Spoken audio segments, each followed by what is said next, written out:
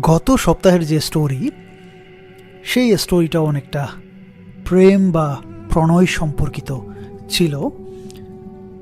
আজকের যে স্টোরি সেটাও অনেকটা গত সপ্তাহের সাথে রিলেটেড বা অনেকটা ওই ধরনের সিমিলার, তবে এই কাহিনীটি আরও বেশি ভয়ানক এবং অদ্ভুত বলা যায়।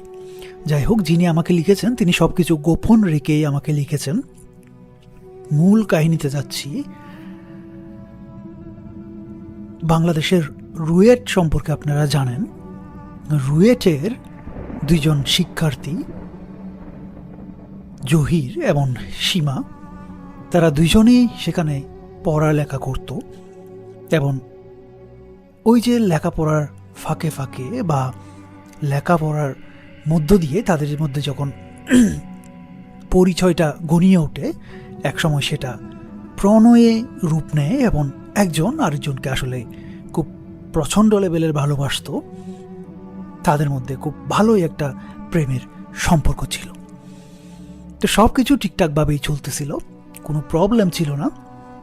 প্রবলেমটা শুরু হয় একজন তৃতীয় ব্যক্তির মধ্যে দিয়ে। তৃতীয় ব্যক্তিটা আর কেউ না, সেটা ছিল সীমার একজন খালাতো ভাই। তার নাম ছিল এনামুল। তো এনামুল দেশের বাইরে থাকতো। সে যখন বিদেশ থেকে দেশে চলে আসে ব্যাক করে, সে সীমাকে বিয়ে করার চিন্তাধারা করে এবং সীমাকে নিয়েই সে স্বপ্ন দেখা শুরু করে। তো এনামুল এসেই সীমাকে বিয়ের প্রস্তাব দেয়, কিন্তু সীমা রাজি হয় না, যেহেতু তার সাথে জহিরের একটা সম্পর্ক ছিল।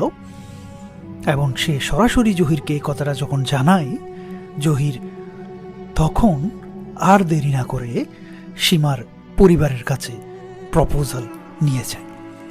তো যেহেতু দুইজনেই রুয়েটের স্টুডেন্ট, জহিরও একজন সদ্য বের হওয়া ইঞ্জিনিয়ার, ভালো চাকরি পেয়েছে, সেহেতু সীমার পরিবার আর কোনো না করে না। সব কিছু যেহেতু ঠিকঠাক ছিল, তারা রাজি হয়ে যায়। তো এইভাবে কোনো এক রোজার ঈদের পরেই ওদের বিয়ে হয়ে যায় এবং জহির এবং সীমার সংসার সুন্দরভাবে চলতে থাকে। এদিকে জহির এবং সীমার সংসার সুন্দরভাবে চললেও এনামুলের কিন্তু জীবনটা সুন্দরভাবে যাচ্ছিল না। সে অনেক বেশি রেগেছিল এবং অনেক বেশি এই বিয়েটাতে মনক্ষুণ্ণ হয়।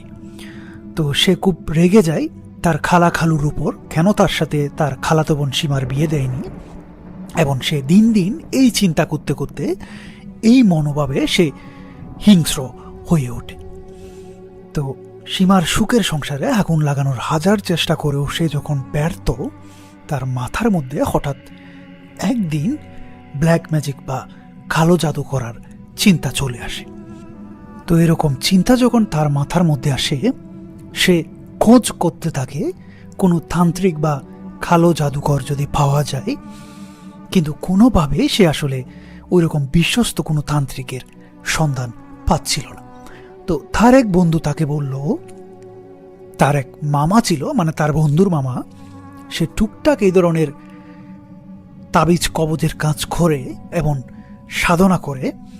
তো সেই মামার সাথে চাইলে মানে এনামুলের দেখা করিয়ে দিতে পারে এবং তাকে এই বিষয়ে হয়তো সাহায্য করলেও করতে পারে।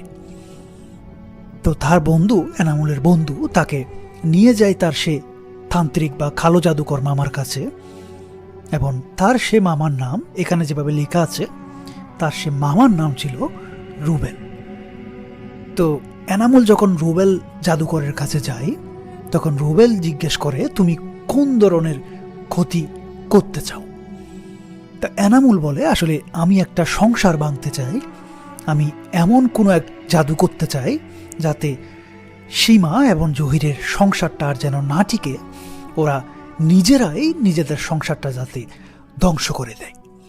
তো রুবেল, ওই যে তান্ত্রিক বা কালো জাদুকর, সে একটা কথাই বলে যে আমি কাজটা করে দিব 100% গ্যারান্টি, কিন্তু 50,000 টাকা উনি ডিমান্ড করেন।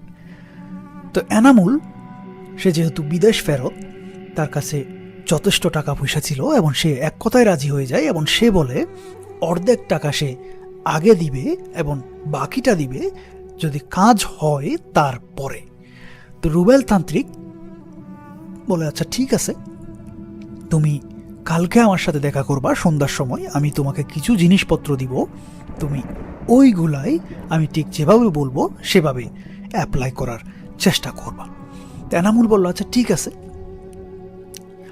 এই বলে তারা চলে গেল দুইজন দুইজনের পথে, এবং পরদিন রুবেল সেই এনামুলকে ফোন দেয় এবং ফোন দিয়ে তারা একটা জায়গায় দেখা করে। তো দেখা করার পর এনামুল দেখে ওই যে রুবেল তান্ত্রিক সে কিছু ফলমূল নিয়ে তার সামনে এসেছে, মানে কিছু আপেল, কমলা লেবু, ডালিম, এই ধরনের কিছু ফলমূল তার জন্য নিয়ে এসেছে। তো এনামুল এগুলা দেখে আসলে রাগ করে, কারণ সে চিন্তা করেছিল যেহেতু তান্ত্রিক বা কালো জাদুকর রুবেল, সে হয়তো তার জন্য কোনো তাবিজ বা কোনো ধরনের পানি পড়া এই ধরনের কোনো কিছু নিয়ে আসবে, কিন্তু ফল কেন নিয়ে আসলো সেটা তার কাছে খুব অবাক লাগলো এবং সে মনে করলো হয়তো এই লোক ভণ্ড। তো তাকে জিজ্ঞেস করে যে আপনি এইগুলা নিয়ে আসলেন কেন, আপনি মনে হয় কোনো কিছুই জানেন না বা আপনি সব মানে বাউতাবাজি করতেছেন। তো তখন তান্ত্রিক রুবেল সে একটা মুচকি হাসি দিয়ে বলে, এত সহজে তো বিশ্বাস হারালে চলবে না, আমি আপনার জন্য যে জিনিসগুলা নিয়ে আসলাম আপনি এগুলা নিয়ে যান, সাথে আপনার যে দেয়া টাকা গতকালকে সেই টাকাটাও ফেরত নিয়ে যান। আপনি এই যে জিনিসগুলো আপনাকে দিলাম, এই ফলমূলগুলা, এগুলা নিয়ে সোজা চলে যাবেন আপনি সীমার বাড়িতে এবং এগুলা তাদেরকে গিফট হিসেবে দিয়ে নিয়ে যাবেন, মানে আপনি যেহেতু বেড়াতে যাবেন আপনি এগুলা নিয়ে যাবেন এবং তারা খাওয়ার পর যদি কাজ না করে তখন আমাকে জানাবেন, আর কাজ করলে আমার জন্য পুরো টাকাটা নিয়ে আসবেন। তখন এনামুল একটু কণ্ঠস্বর নরম করে তখন সে জিজ্ঞেস করে আসলে এই ফল দিয়ে হবেটা কি, কি আছে এই ফলের ভেতর। তো তখন ওই যে রুবেল তান্ত্রিক সে বলে, আমি এই ফলের মধ্যে কালো জাদু করেছি এবং এই ফলের মধ্যে এমন ভয়ঙ্কর এক জাদু করা হয়েছে, যারা এই ফল খাবে বা যেই সংসারের মধ্যে এই ফল খাওয়া হবে 1 সপ্তাহের মধ্যে সংসার ভেঙে তছনছ হয়ে যাবে এবং কোনোভাবেই আর ওই সংসার টিকিয়ে রাখা সম্ভব হবে না। যাই হোক, পরদিনই ওই ফলমূল নিয়ে রুবেল চলে যায় সীমার শ্বশুর বাড়িতে এবং সীমা আসলে রুবেলকে দেখে এতদিন পর, যেহেতু তার খালাতো ভাই, সেহেতু খুব খুশি হয়, কারণ তার মনের মধ্যে তো আসলে কোনো কুটিলতা ছিল না এবং সে কখনো চিন্তাও করেনি তার খালাতো ভাই কখনো তার ক্ষতি করতে পারে। ভাইকে সে অনেক আদর যত্ন করে খাওয়ালো, নিজের হাতে রান্না করে, এমন ভালো ভালো রান্না করে খাওয়ালো যে আসলে মানে এনামুল খুব বেশি খুশি হয় এবং চিন্তাও করতে থাকে এই যে কাজগুলা সে করবে এটা আসলে করা উচিত হবে কিনা। যাই হোক, সে যেহেতু অলরেডি সেই ফলমূল নিয়ে এসেছে এবং ওগুলা নিয়ে ফেরত যাওয়ার আর কোনো উপায় নাই, সেই দ্বিধাদ্বন্দ্বের মধ্যে দিয়েই খাওয়া দাওয়া শেষ করে একটা সময় সে সেখান থেকে বিদায় নেয় এবং ওই যে ফলমূল সেগুলা সীমার শ্বশুর বাড়িতে থেকে যায় এবং তারা এই ফলমূলগুলো খায়। তো সপ্তাহ খানেকের মধ্যে এনামুল জানতে পারে সীমার জহির তারা স্বামী স্ত্রী দুইজনেই খুব অসুস্থ এবং এত বেশি অসুস্থ ছিল আসলে তারা হাসপাতালে ভর্তি হয়। তো এর মধ্যে সীমার অবস্থা খুব করুণ ছিল, ডাক্তার বলেছে তার নাক দিয়ে প্রচুর পরিমাণ ব্লিডিং হচ্ছে এবং এই ব্লিডিংয়ের কারণে তার শরীরে রক্ত স্বল্পতা দেখা দিয়েছে। কিন্তু এত কিছুর পরেও ডাক্তার হিসাব মেলাতে পারে না কেন হচ্ছে এরকম, কারণ ডাক্তারি যে চিকিৎসা ওগুলা সব কিছু করার পরেও সীমার শরীরে কোনো ধরনের রোগ ধরা পড়ে না এবং তার শারীরিক কোনো উন্নতি হওয়ারও কোনো অবস্থান হয় না। তো এর মধ্যে আসলে কি করবে কোনো কিছুর কোনো ঠিক ছিল না। তার পরিবার, তার শ্বশুরবাড়ির পরিবার সবাই খুব চিন্তিত হয়ে যায়, আর এদিকে সীমার যে করুণ অবস্থা সেটা তো একমাত্র সীমাই জানে। যাই হোক, সীমার এই অবস্থার কোনো পরিবর্তন হয় না, কিন্তু জহির একদিনের মধ্যেই সুস্থ হয়ে যায় এবং এই কাহিনীগুলো শোনার পর এনামুল সে চলে যায় দ্রুত তান্ত্রিক রুবেলের কাছে এবং রুবেলকে ধরে যে এই কাহিনীগুলো হলো, তুমি কি করলা? তখন রুবেল বলে, আসলে ভাই আমি কি বলবো, আমার একটা বিশাল ভুল হয়ে গিয়েছে। আমি যে ওই যে ফলমূলগুলা দিয়েছিলাম সেখানে ভুলক্রমে একটা রক্তকরণের বান মারার ফল আমি দিয়েছিলাম, যার কারণে ওই ফলটা খাওয়ার কারণে হয়তো আপনার যে খালাতো বোন সীমা তার এই অবস্থা।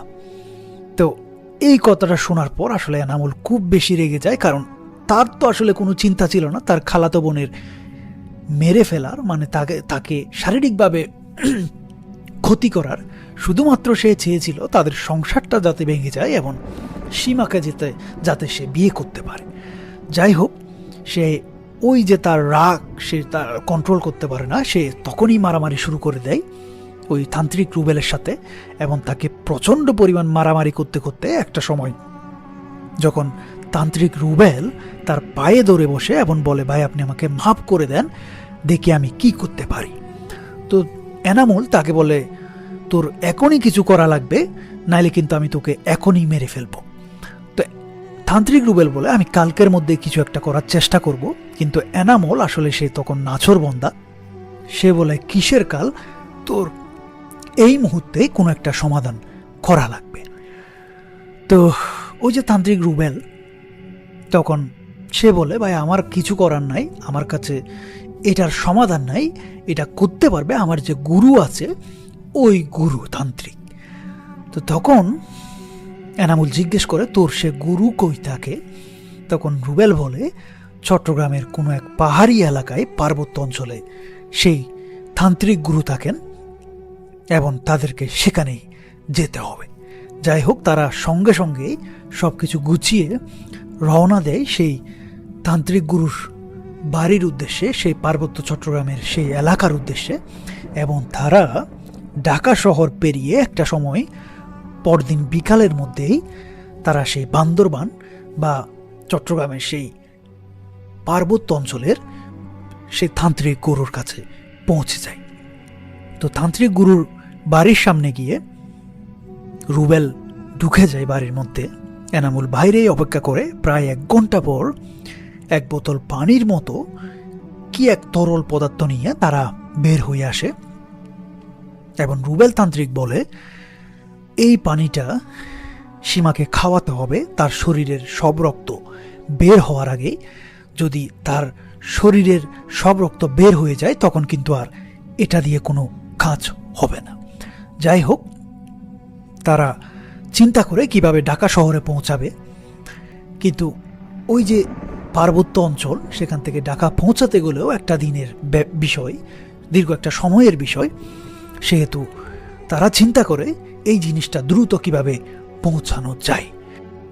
তো এর মধ্যে এনামুল সীমার পরিবারের সাথে যোগাযোগ করে এবং সে খবর নিয়ে দেখে সীমার অবস্থা এতই বেশি করুণ বা সংকটাপন্ন, হয়তো 10-12 ঘন্টার মধ্যে বা 1 রাতের মধ্যে সীমার মারা যাওয়ার সম্ভাবনা আছে।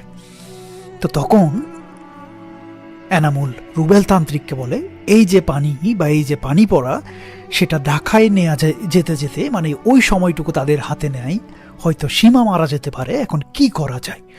তখন রুবেল তান্ত্রিক সে আবারও তার তান্ত্রিক গুরুর বাড়ির ভিতরে যায় এবং বাড়ির ভিতরে যাওয়ার পর কিভাবে জানি কি করে, আসলে সে যে রিচুয়াল বা সে যে কি করেছিল সেটার আর জানা যায়নি। সে বের হয়ে এসে এনামুলকে বলে, আপনার পানির বোতল আমি পাঠিয়ে দিয়েছি ঢাকাতে, আপনি খোঁজ নিয়ে দেখেন, এরকম একটা জায়গার মধ্যে আছে। তো এনামুল এবার আসলে খুব রেগে যায়, কারণ সে মনে করে এই যে তান্ত্রিক বেটা রুবেল, সে তার সাথে আসলে ধাপ্পাবাজি করতেছে প্রথম থেকে। সে আসলে রেগে গিয়ে আবারও তাকে মারতে যায়। তখন রুবেল তাকে থামিয়ে বলে, ভাই আমি আপনার সাথে মিথ্যা বলতেছি না, আপনি ফোন দিয়ে আপনার পরিবার বা সীমার পরিবারের যে লোকজন আছে তাদেরকে বলেন এরকম একটা জায়গায় যেতে, এবং সেখানে একটা বোতল তারা পাবে, সেখানে যে পানিটা থাকবে সেটা যাতে সীমাকে খাইয়ে দেওয়া হয়। তো এনামুল সেটা বিশ্বাস করে ফোন দেয় এবং সত্যি সত্যি আসলে ঢাকার মধ্যে সেই পানির বোতলটা পাওয়া যায় এবং সেটা খাইয়ে দিয়ে সীমাকে আসলে সুস্থ করা হয়।